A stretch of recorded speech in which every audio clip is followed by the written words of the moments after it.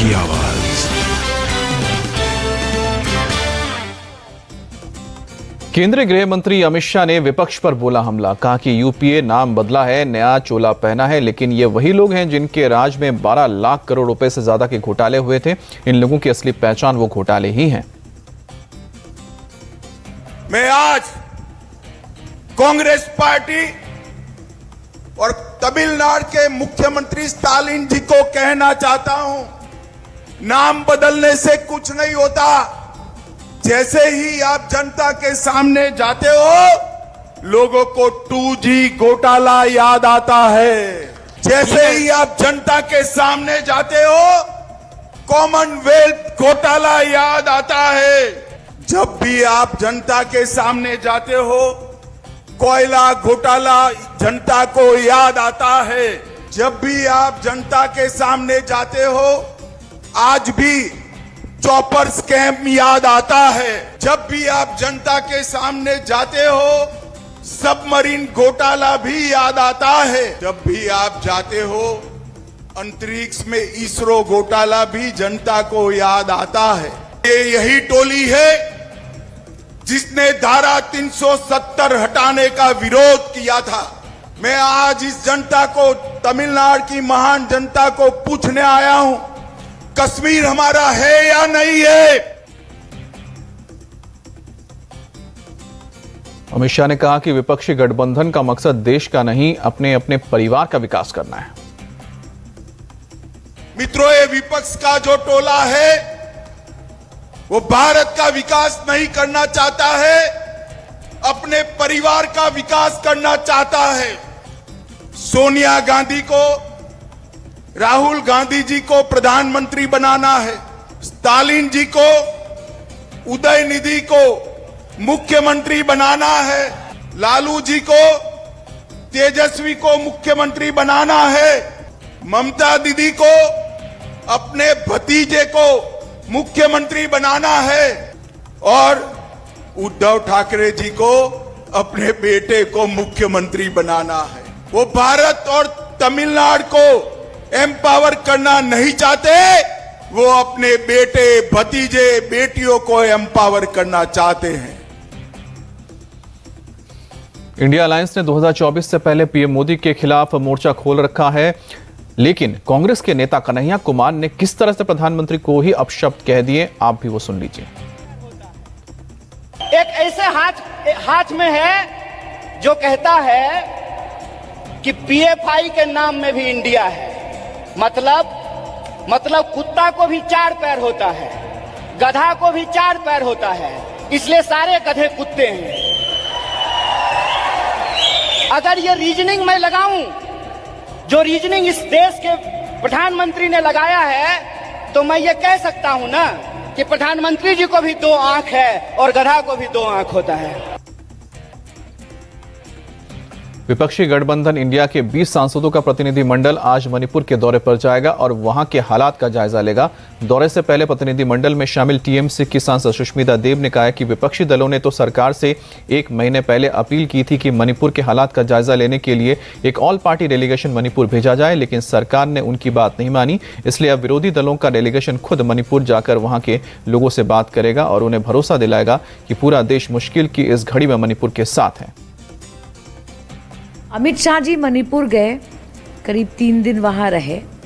हमने मीडिया में देखा कि उन्होंने बहुत लोगों से बातचीत की और सरकार से भी बातचीत की, पर मणिपुर की परिस्थिति में कोई परिवर्तन नहीं आया। उचित था कि सरकार की तरफ से एक ऑल पार्टी डेलीगेशन मणिपुर भेजना, पर सरकार के पास जब हमने ये मांग रखा, भी नहीं 1-2 महीने हो गए, तो उन्होंने उसको कोई महत्व नहीं दिया। जब तक सरजमीन पे जाकर परिस्थिति हम नहीं देख पाएंगे, हमें जो भी आज दिख रहा है, मीडिया पे दिख रहा है, वहाँ पर आप जानते हैं इंटरनेट भी बंद है, तो वहाँ जाके रिलीफ कैंप्स में जाना, सबसे मिलना और गवर्नर से भी मिलना, ताकि हमें समझ आए कि इसका समाधान क्या है।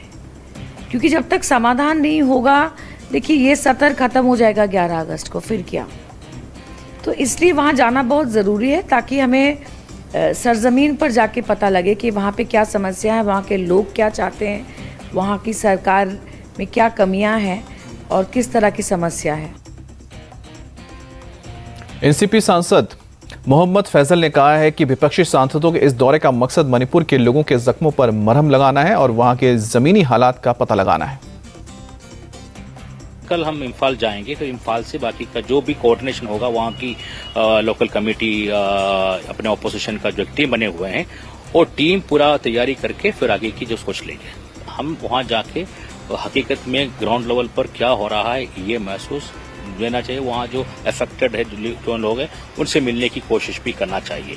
इस बात को लेकर फिर अपोजिशन की तय हुआ कि पार्लियामेंट इसकी आज खत्म होते ही सैटरडे संडे का दिन जो पार्लियामेंट नहीं होगा, उसी दिन वहाँ जाके फिर डायरेक्टली उनसे इंटरैक्ट करेंगे। क्या है उनकी बीच में, उनकी पीड़ा क्या है, क्या क्या मुश्किल दौर से वो गुजरा है, उनको क्या चाहते हैं पार्लियामेंट से, हम उन क्या उम्मीद रखते हैं एमपी से, वो सारे चार्जें उनसे जाके बात करके डायरेक्टली उनकी पीड़ा को समझने के लिए हम जाने की। प्रधानमंत्री नरेंद्र मोदी ने विपक्ष को विरोध का एक और मुद्दा दे दिया है। विपक्ष बार बार महंगाई का मुद्दा उठा रहा है, लेकिन मोदी ने कह दिया कि अगर उनकी सरकार ना होती, उन्होंने महंगाई पर काबू पाने के कड़े कदम ना उठाए होते, तो आज भारत में दूध 300 रुपए लीटर और दाल 500 रुपए किलो बिक रही होती। आजकल इन भ्रष्टाचारियों और परिवारवादियों ने अपनी जमात का नाम भी बदल दिया है। चेहरे वही पुराने हैं, पाप भी पुराने हैं, तौर तरीके भी पुराने हैं, लेकिन जमात का नाम बदल गया है। इनके तौर तरीके भी वही है, पुराने हैं, इनके इरादे भी वही है। जब मिडिल क्लास को कुछ सस्ता मिलता है तो ये कहते हैं कि किसान को सही कीमत नहीं मिल रही। जब किसान को ज्यादा कीमत मिलती है तो ये कहते हैं कि महंगाई बढ़ रही है। यही दोहरापन इनकी राजनीति है। और आप देखिए महंगाई के मामले इनका ट्रैक रिकॉर्ड क्या है। जब वो केंद्र में सत्ता में थे तो इन्होंने महंगाई दर को 10% तक पहुंचा दिया था। अगर हमारी सरकार ने महंगाई काबू में नहीं की होती तो आज भारत में कीमतें आसमान छू रही होती। अगर देश में पहले वाली सरकार होती तो आज दूध 300 रुपये लीटर, दाल 500 रुपये किलो बिक रही होती। बच्चों की स्कूल फीस से लेकर आने जाने का किराया तक सब कुछ कई गुना हो चुका होता। लेकिन साथियों, ये हमारी सरकार है जिसने कोरोना महामारी के बावजूद, रूस यूक्रेन युद्ध के बावजूद महंगाई को काबू में करके रखा है। आज हमारे आस पड़ोस के देशों में 25-30% की दर से महंगाई बढ़ रही है, लेकिन भारत में ऐसा नहीं है। हम पूरी संवेदनशीलता के साथ महंगाई कंट्रोल करने के प्रयास करते आए हैं और आगे भी करते रहेंगे। आपका आदर्श।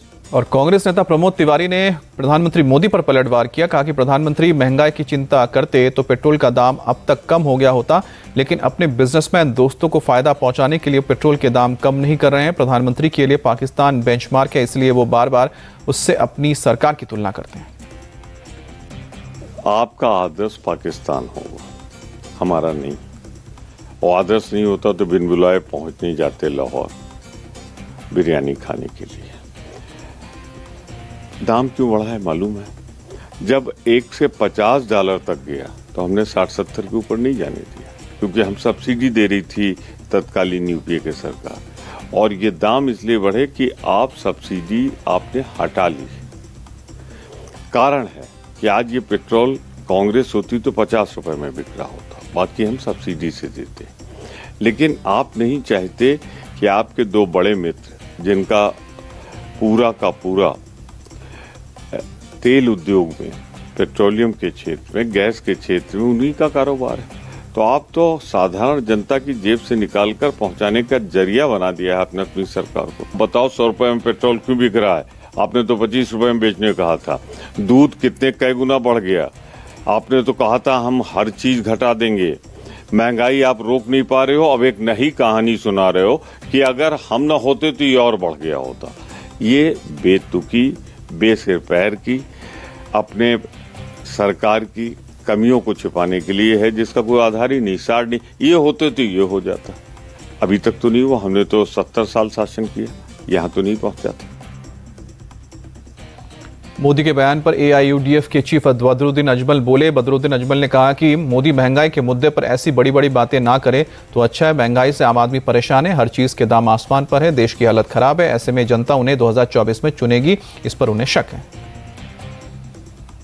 भारत तीसरा शक्ति बने, ये तो हर आदमी चाहता है।